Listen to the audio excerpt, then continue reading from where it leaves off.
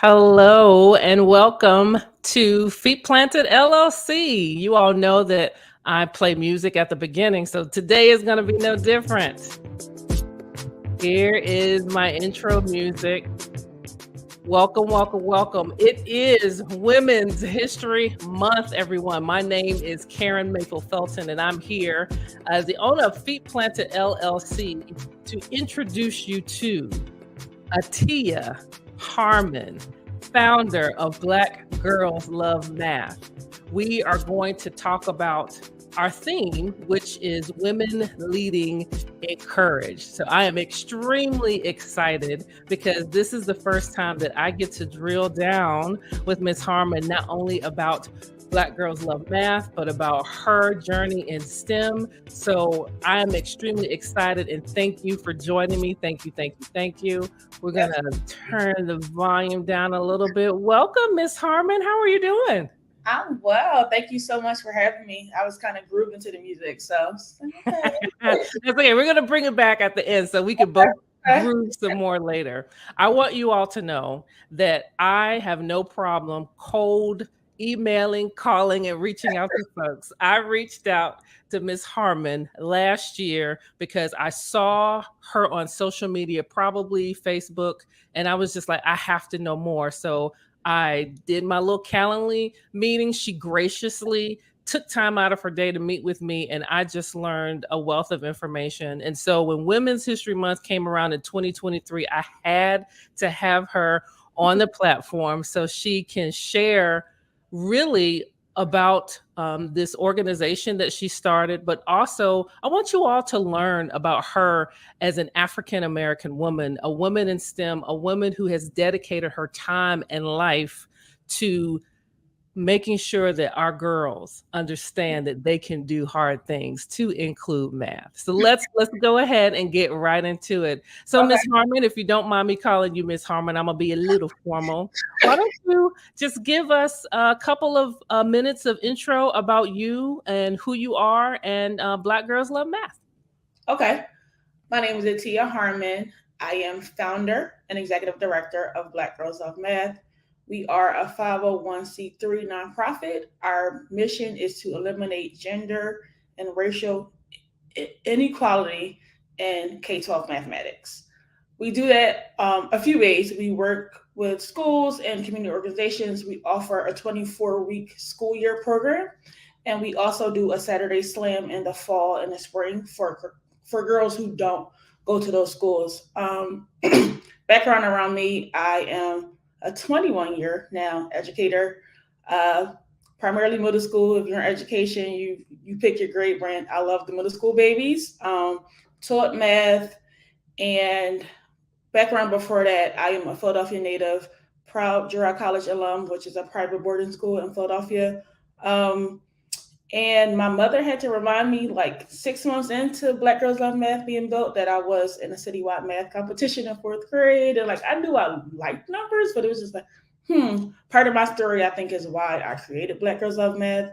So I'm in this fourth grade citywide math competition. I was in math programs that were helping girls do math. And then senior year, you're 17 in high school, you're like, oh, I know everything. And my teacher gave me the option to be in honors math.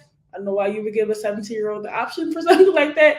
So I opted out because I thought, if you did math, what would you be? An accountant? And it was like, I don't want to be an accountant. So why does this math matter? Let me just get out of high school. Right. So from there, I did all the things in undergrad. I did a lot of research and was in social sciences, but wound up tutoring. And the students said, you should be a teacher. Wound up teaching math. People run away from math even in schools. So it was like, it's middle school math. It shouldn't be that hard. I can just reteach myself. And I wanted kids to be able to understand it and do well. So I absolutely fell in love with teaching. Eventually advanced through education career, the standard trajectory, principal, assistant principal. Then I worked at the district level for math, science, and assessment for a small charter organization. But what I noticed anecdotally was that girls who look like me knew the math, but around seventh and eighth grade, they didn't want to be that girl anymore that knew the math because it wasn't the thing to do. Even though, like, girl, I know you know this. And there were people all around, even in schools at home. Oh, I'm not a math person, I'm not a math person.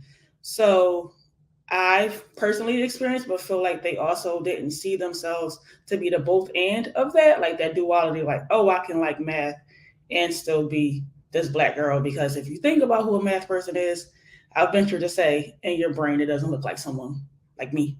Right. So, very just frustration, frustration, frustration. And my board chair, who's a good friend, one day we were just talking in December of 2019, and he's like, you know, you should create something, Black Girls Love Math. It's like, huh?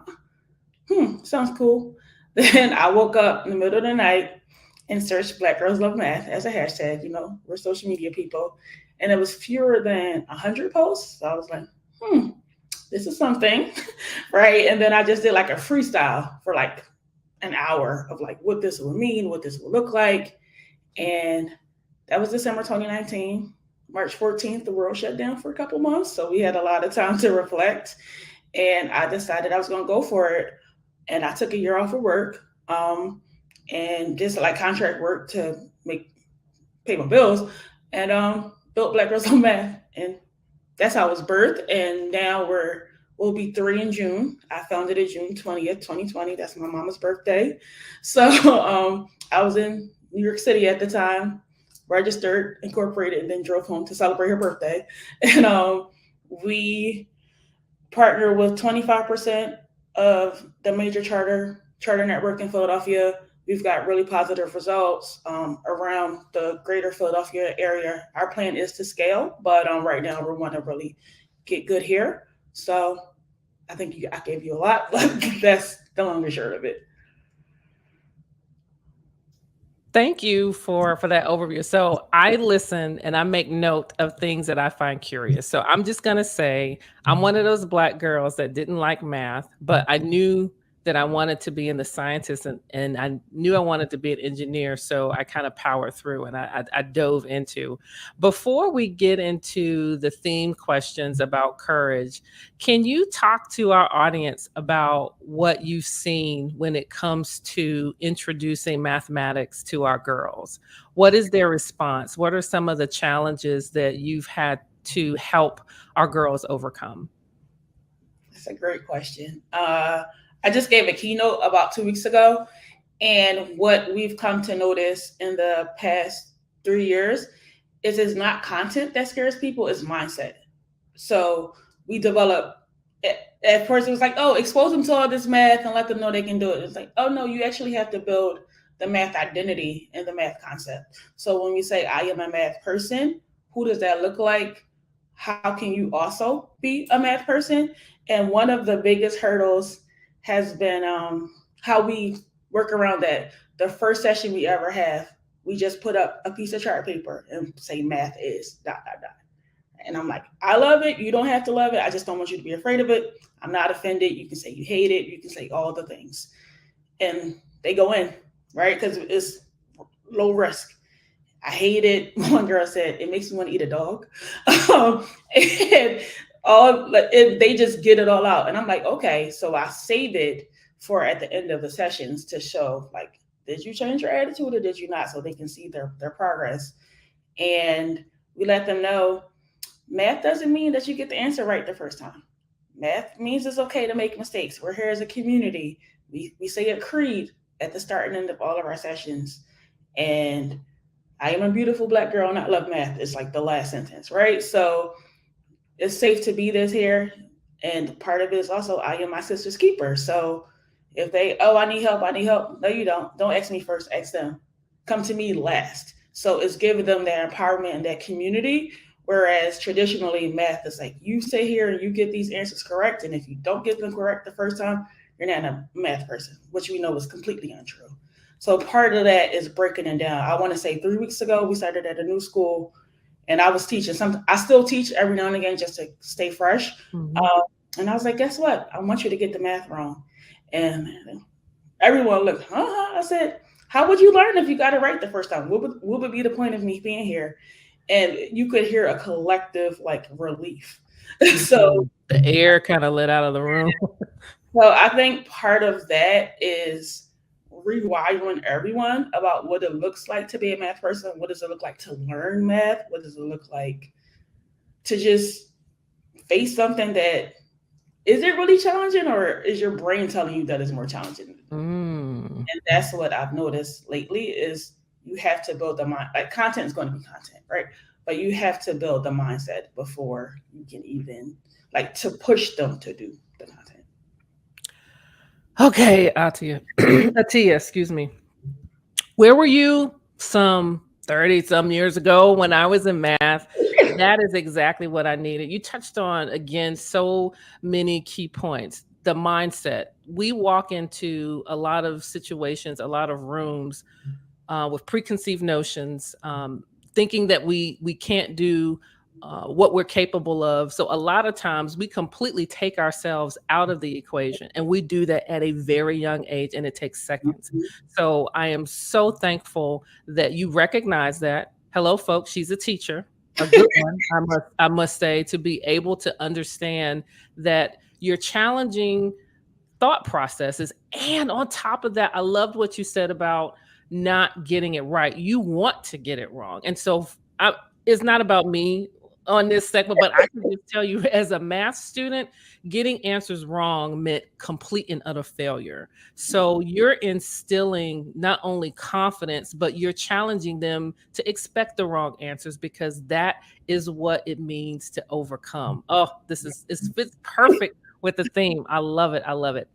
Well, I want to get into what you just said. I mean, you opened the door really wide for our discussion about courage because math is the subject that our students love to hate. But I want to ask you a question about courage. What does courage mean to you in the spaces that you're in? Courage means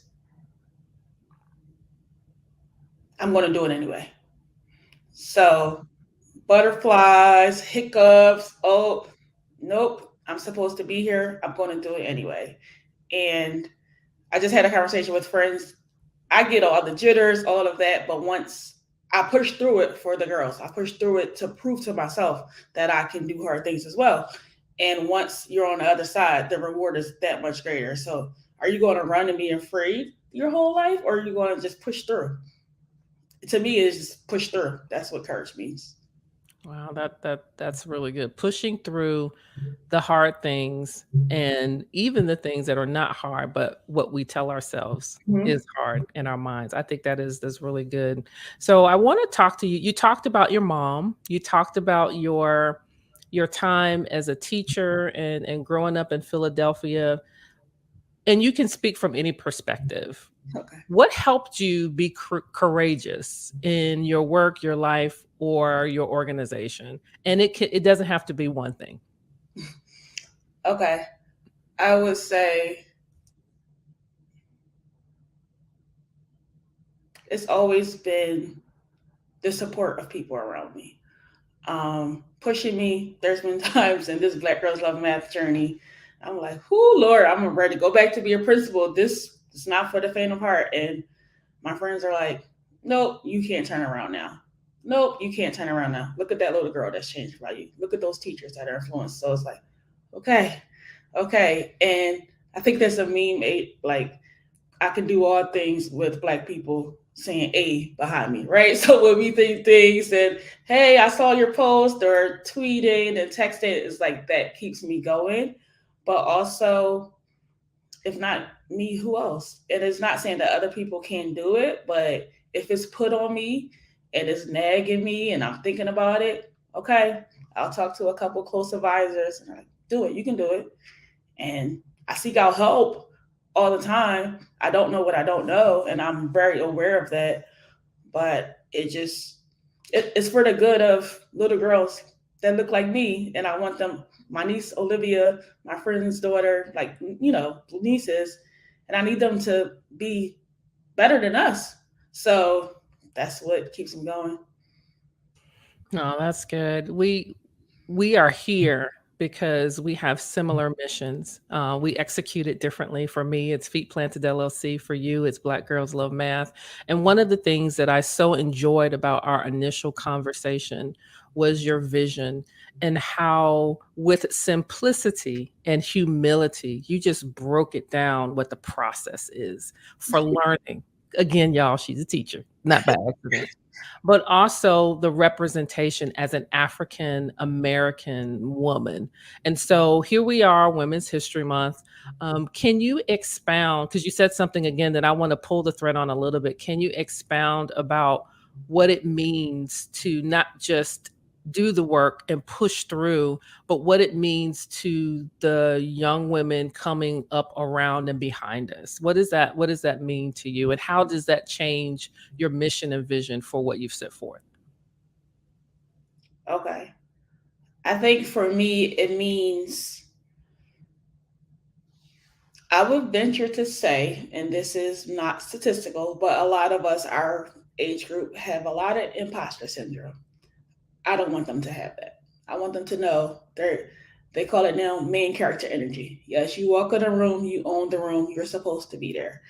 And I don't want you to go through the jitters I'm going through, right? I want you to know that you're supposed to be there, you're confident, you can do hard things.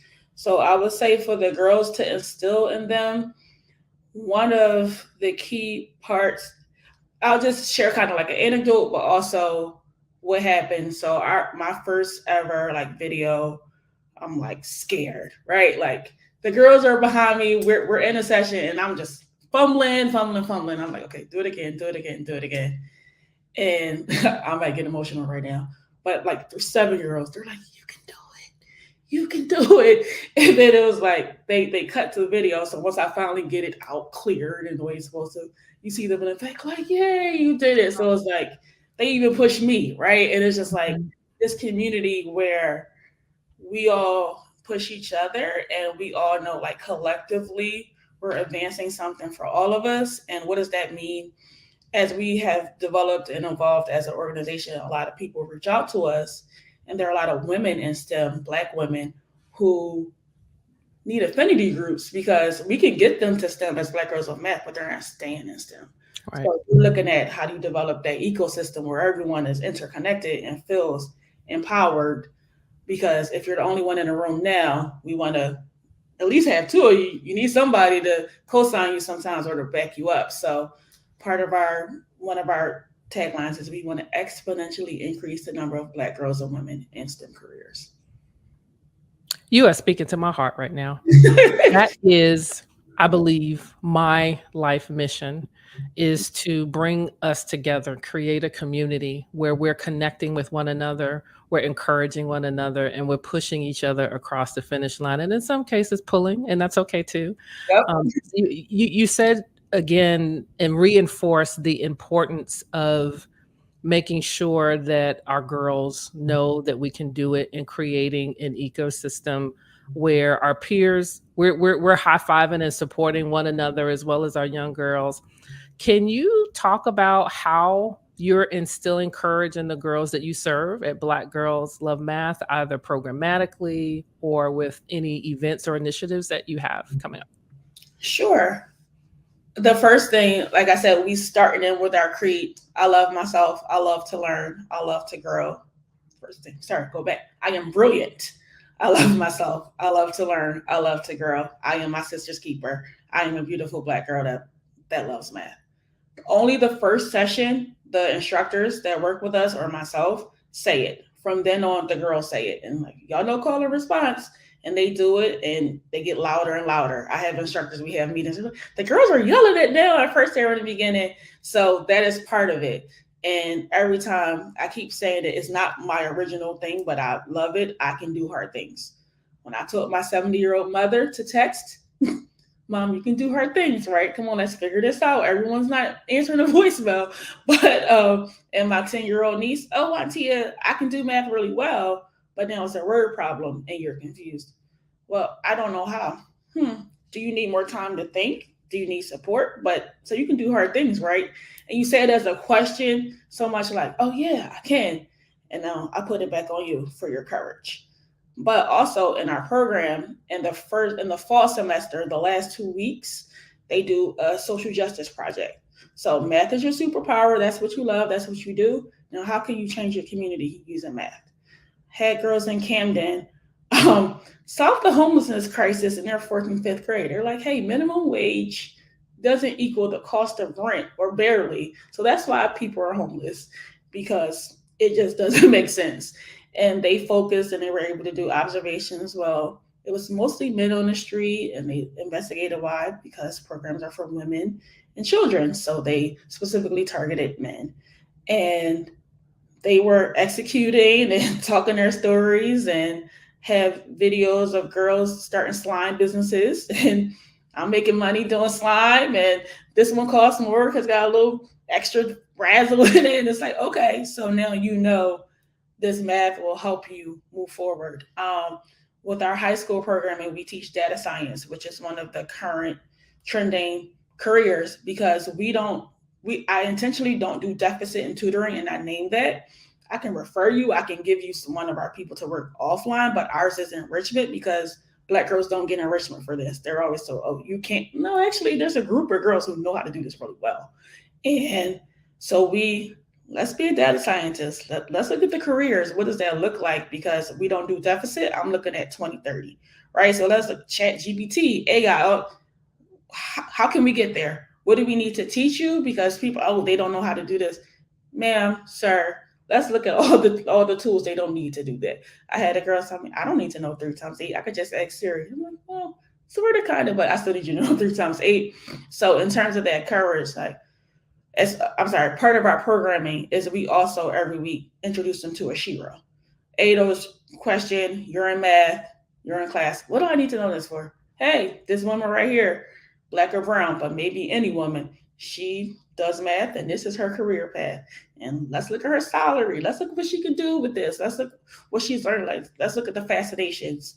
So we're intentionally showing them the pathway for using math, both in your community, in your career, and also keeping up with the trend as opposed to saying like you can't do. Like, let's imagine what does it look Mhm. like for you to do math in the next 5 years. What do you think that looks like? And That just is perfect. That's practical application. It's not just that you can do it, but how can you apply it to what's around you, what you see. So we're I say this all the time.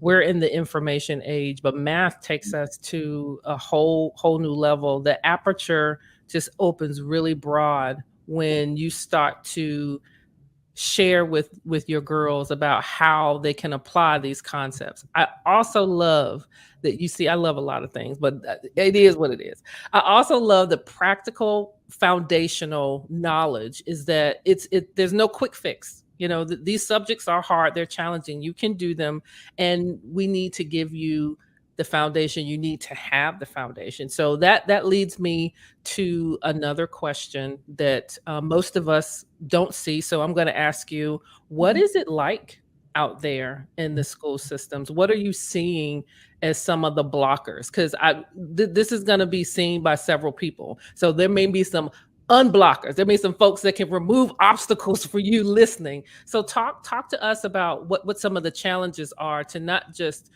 implementation, but what you're seeing in the school systems and the community, if you have those observations. I'm laughing because this could be a whole nother topic. What Yeah. I see is there's a couple ways I want to answer this question, but the first thing I'm going to say, being primarily in the Philadelphia area right now, there is, depending on the school, a lack of hope with Mm, everybody, teachers, students, admin. There's just something, and it was already there pre-COVID, but post-COVID, there is just an extra level of the mental health that everyone's dealing with mm, that has been pervasive in schools. So you see like the need just for care. And I don't want to be too political, but the fact that kids had to test right away, like the next year, I don't think was the best decision for anyone in the mm, school system. Um, You see people trying to blame some of the gaps in achievement just on COVID. Those were there far before COVID, and those are limited resources and access.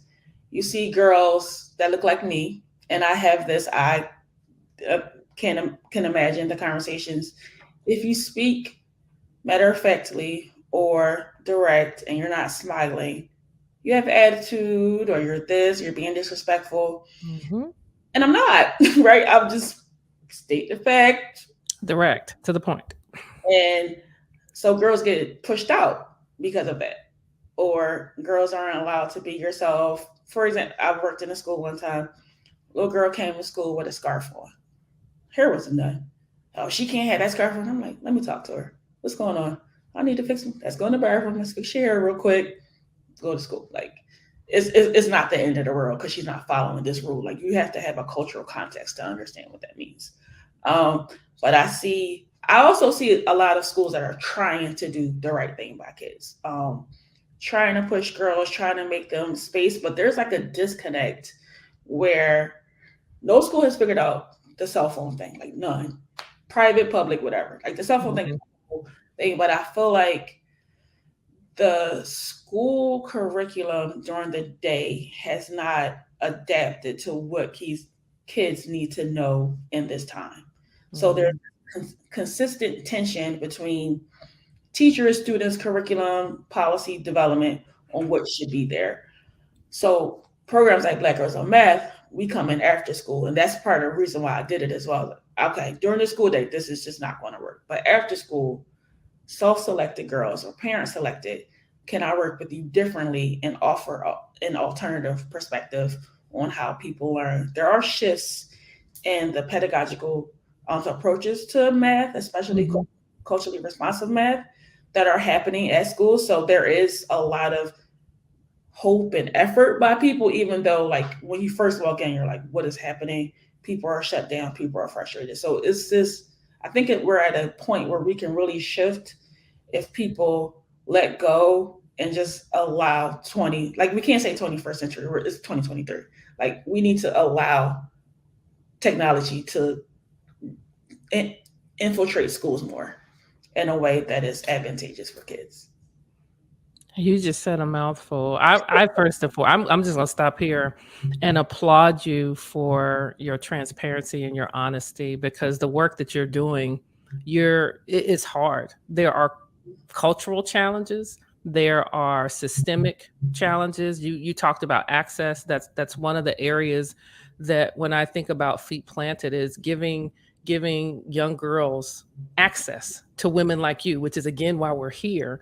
Mm-hmm. But you also mentioned just life stuff. It takes courage to allow yourself to authentically be and understand that you're not going to be understood or understand that you're going to be perceived a certain way. As a Black woman, that in itself takes a lot of courage. So I want to ask you, if you don't mind, a personal question about your own courage because you've gone ahead. Like you're you know what's coming, even though it's a different cultural time.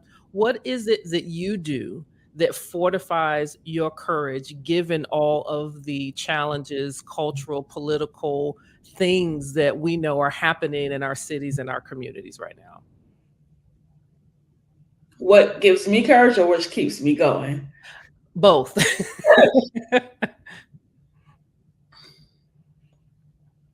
Gives me courage. I know I am another person in the relay race of people that have come far before me.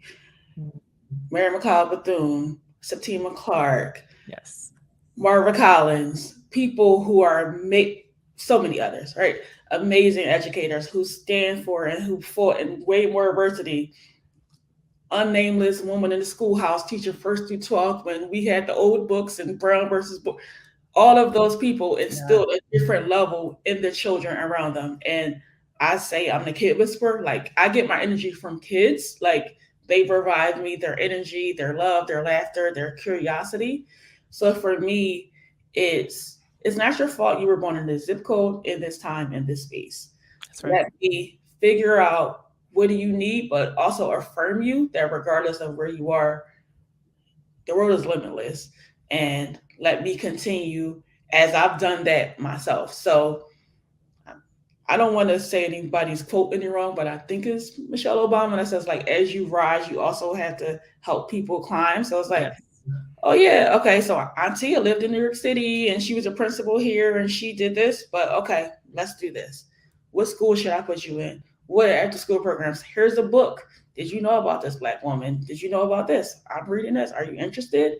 And my 10-year-old niece, she turned 10 in December. We had a slumber party Saturday night, 25 minutes, 5 girls just reading silently because Auntie is a teacher and they were fine, right? So it's like, create the space for them to be this person. And as much as they are on social media, we're checking our phones once an hour. So I'm not competing with them. I'm giving them boundaries and limitations. And I think to keep me going, it's, and not like a martyr and not like a savior, but really like literally on a background of my computer right now, there's my 3 nieces. And it's just like they're smiling, having fun, have videos of little girls laughing about decimals, right? That is pure, authentic Black girl magic, Black girl, Yes. this community. And why is that not seen? And why is that not felt and fostered? And if I'm the kid whisperer and I know how to just talk to kids, I can pull that out in a way that they're comfortable, they're vulnerable, and they're also encouraged to push themselves further. So I feel like that's what keeps me going. And that, like I said, my community and my tribe definitely helps because I'm like, I don't like to speak. I like being number two. And they're like, girl, you got to tell the story. And I'm like, girl, you got to tell the story. You're the one. You're the one who knows it more than anyone else. So that has been a transition for me as I've grown in this role to just be more out there. And you still, as a Black woman, sometimes the schools I pitch to, they don't look like me. And from experience as an administrator, all schools are great. I have 2 Ivy League degrees, and but on Fridays I wear Jordans, or I wear hoop earrings, or I wear box braids. That doesn't mean I don't know what I'm talking about. But Absolutely. like, so don't try me, right? And it's like I can talk pedagogy with you. I can relate to these children, and I can also continue to uplift our community. So I don't want you to say you're anti-racist and all of this, but you're looking at me as if I can't and I don't have the receipts, the research, and the practical resource to help what my mission is. So that is the courage for me at this point, honestly. All of that. Let the church say amen. Oh my gosh. Woo. So I believe in unpacking wisdom. You just dropped a lot of wisdom. So I'm just gonna take a beat and let you all know that I hope that you're listening to every word that she's saying. She's dropping real knowledge. We didn't talk ahead of this.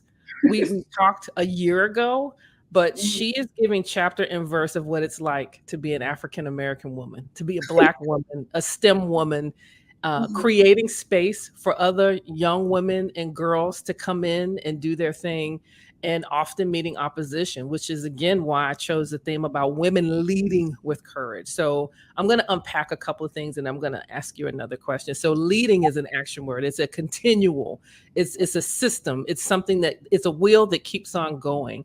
And what you heard Ms. Harmon talk about is the fortitude that we need for ourselves, but that we need it in every environment. We need it when we go and talk to our allies and talk to companies and talk to schools, so that we can create the spaces for the next generation. It's not for the faint of heart. If you can't tell, this is hard work.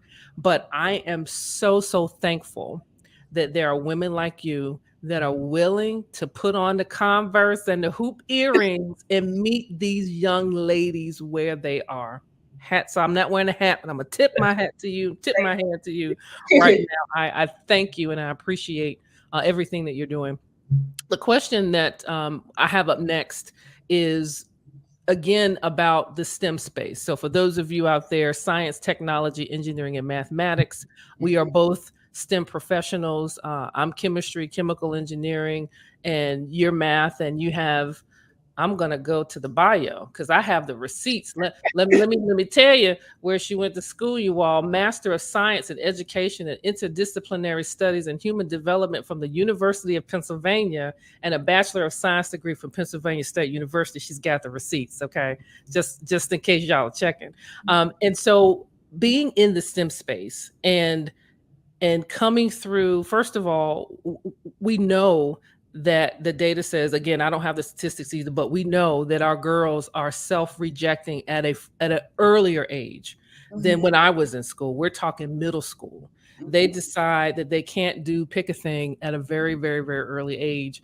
And so the question is, why is having courage important when it comes to pursuing STEM? You've answered the question already in a variety of ways, but I want to change the juxtaposition a little bit and say today, based on where we are in 2023, based on what you've seen, boots on the ground with your organization, based on what you've seen from your experience just coming through your academic journey, give me two things, two aspects, and it can be related to courage, that our audience, that our parents can take back to their children and their kids and our girls and say, hey, do these things. It could be one thing, it could be two things, but based off of your experience, share what those things are from your point of view. The first thing is there's no such thing as a math person. Everybody's a math person. And say parents, the language I rewire students with, I also rewire parents. Yeah, because she's not good at math. She needs more support, mom. She needs help developing in this area. So let's just even rewire ourselves. There's research that shows girls learn their math identity through their mothers.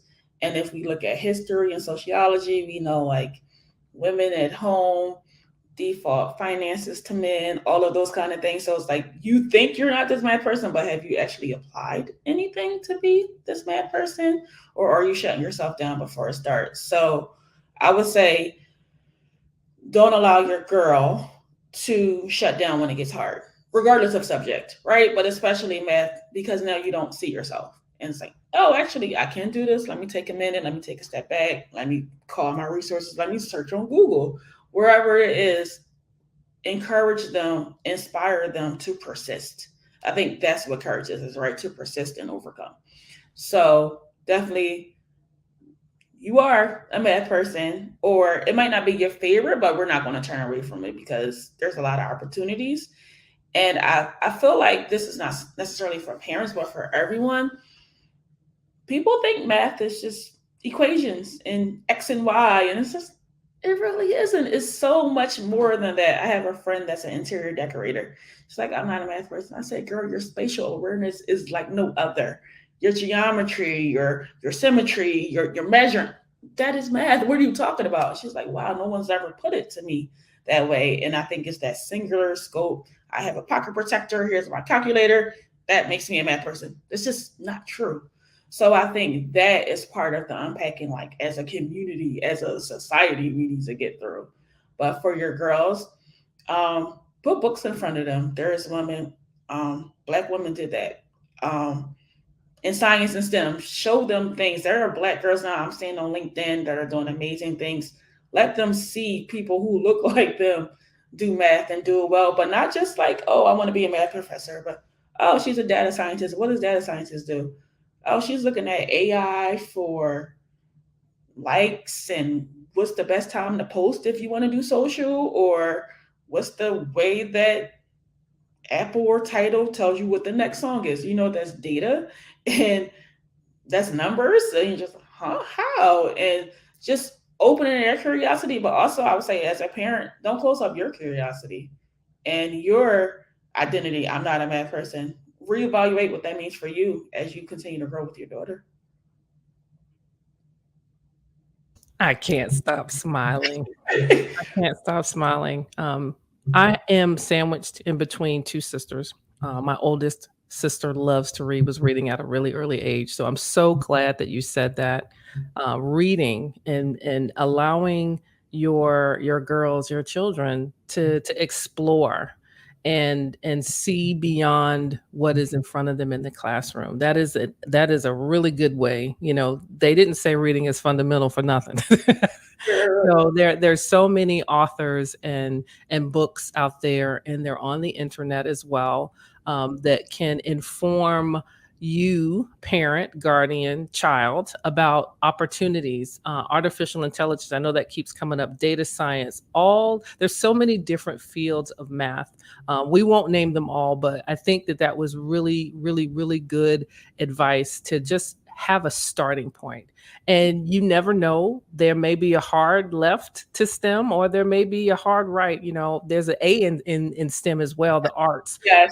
I love I'm a self-taught graphic designer, even though I'm a chemistry person, but there's so many other artistic fields that rely on math that I think, you know, our kids may not be aware of. And so to not be afraid of that, I think that is really, really good advice. You said something else that I want to just foot stomp on, and that is seeing the possible. So I there's no shame to my game. You are here because I believe and I see future me. I want someone to rewind and look at her, look at you, see who you are, and understand that can be me. I can start a nonprofit. I can give back based on what encourages me. And so I just love how you brought identity, because it comes full circle. We are often our own limiting factor, but sometimes we don't have the information and access to see beyond where we currently are. So you said it beautifully. You all just don't understand. I just I'm a fan. Yeah. I'm a fan. I'm fanning out. But I really appreciate your ability to kind of break down the courage and what's needed, but also apply it to school and to home.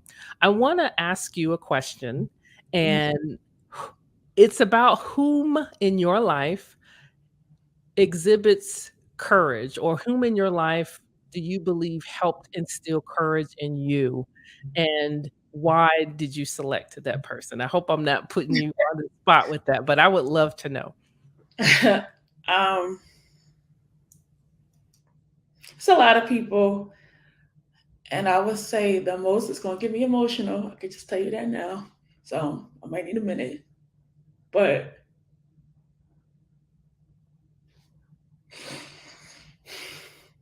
my older sister, I'm the baby, but my eldest sister Janine, she took me under her wing. She's 13 years older, so she partially raised me. She's my second mom, absolutely. But she, since 2019, has beat two cancers. Wow. And No, don't apologize. That's awesome. Take your time. and every step of the way, she's cheerleading. When I did my first keynote 2 weeks ago at Penn State, she's with me. She has a Black Girls Love math T-shirt on. It's like a math alliance, and she's there asking questions. I know you have it. And like if I send something like, "Hey, we're in this article," I can't wait till you meet Michelle Obama and Oprah. You know you can do it. She's a very faith-filled person, so I think that helped her persevere her Mhm. medical struggles, and it just brought us closer as a family. But I would say my sisters, like I said, I had a triad, but my older sisters a lot. And I'm like, baby sister. And they're like, no, you were meant for something way more than you think at times, and you can't give up. And like I said, it's been plenty of times I'm like, I'm going to go back, be a principal, be a teacher. And they're like, nope, it's something bigger on you. And we already know that. So I think that helps me get courage, because it's not that I don't believe in myself, but sometimes you don't see what someone else sees of you.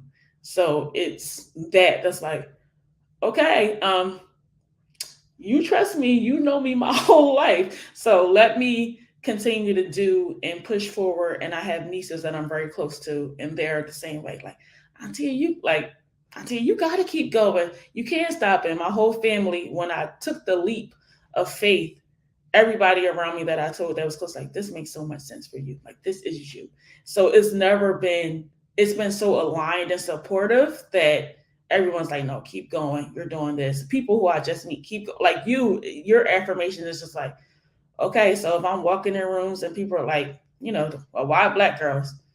Well, statistically, if girls are here in AP, but in college they only major here and then in STEM, and then the retention in STEM, this is why Black Girls Love Math has to exist. So, like, speaking in front of people, like, don't be afraid of men in their faces. Don't be afraid of women in their faces. And what's pushing you to be is a calling on you that's sometimes it's bigger than me. Sometimes, like, you get weary, but it's like my sisters, my nieces, I'm like, y'all, I'm done. No, you're not. Take a break, take a sip, what you need to do, but you're not done. Keep going. So I would say that's it. So I am too gonna try not to get emotional because I just remember talking to you, and I have a turquoise notebook that I wrote all of the notes down from our conversation a year ago.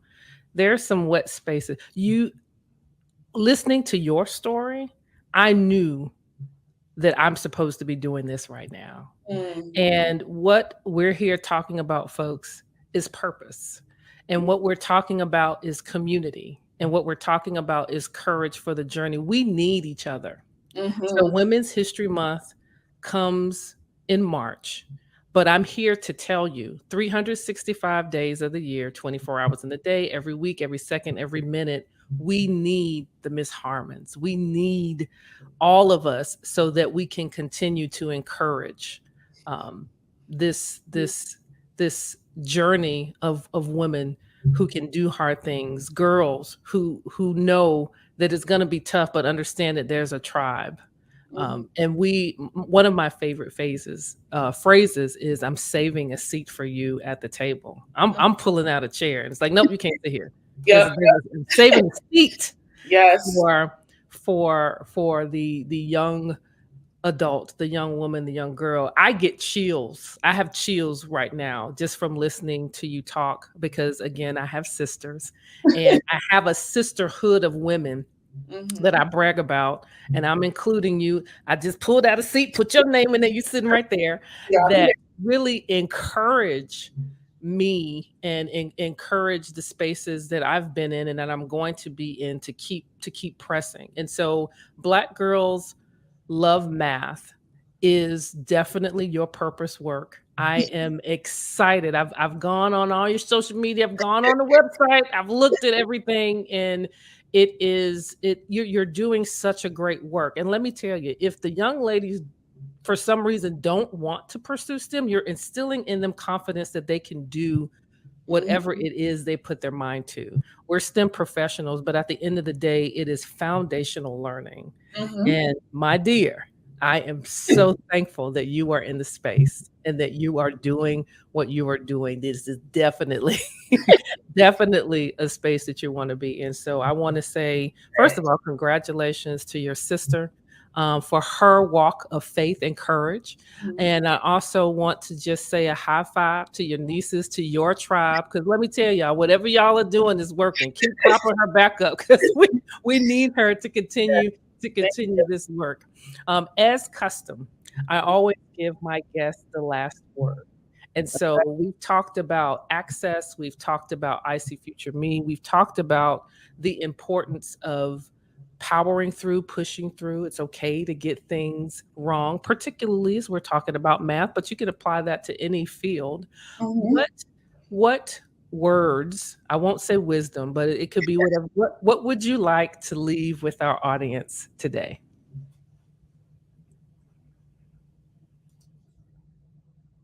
A couple things. So I think for me, it is there is no such thing as a math person, that we're all capable of being math people because we all can do hard things and persevere. And for my girls, for my teachers, for everyone, the last line of our creed: I am a beautiful Black girl and I love math. I am a beautiful Black girl and I love math. Okay, that's a t-shirt. If you don't have one, I'll note that to make it. yes, Right. that is a beautiful affirmation. This has been a phenomenal time. I am so excited. You have encouraged me to continue my work in STEM and to celebrate the girls that we serve and the girls that you serve. So, folks, you have heard wonderful information, so many great tips for our girls, our families, and our community. Reach out to her. Her information is on the screen. Ms. Harmon, founder and executive director of Black Girls Love Math. You can find her on the web at blackgirlslovemath.org. You can reach out to her via email, atiayah@blackgirlslovemath.org. She is on Twitter at the handle BGLM416. And you can find her on Instagram, TikTok, Facebook, and LinkedIn at Black Girls Love Math. So there is no excuse to not reach out to her. Again, I want to thank you so very much for taking the time out of your busy schedule to celebrate with me, Women Leading with Courage. And my dear, you are just that, a woman leading with courage. So folks, we're going to cue the music and we are going to jam as we end this session. Please take notes of all of the information on the screen. Reach out to her. If you are interested in donating, please go to her website. There's a button that will tell you all the things that you need to do. Again, my name is Karen Mayfield Felton. I'm the owner of Feet Planted LLC, and my distinguished guest, Miss Atiyah Harmon, again, founder and executive director, Black Girls Love Math. Until we have our next guest and until we talk again, have an absolutely great day, and thank you for joining.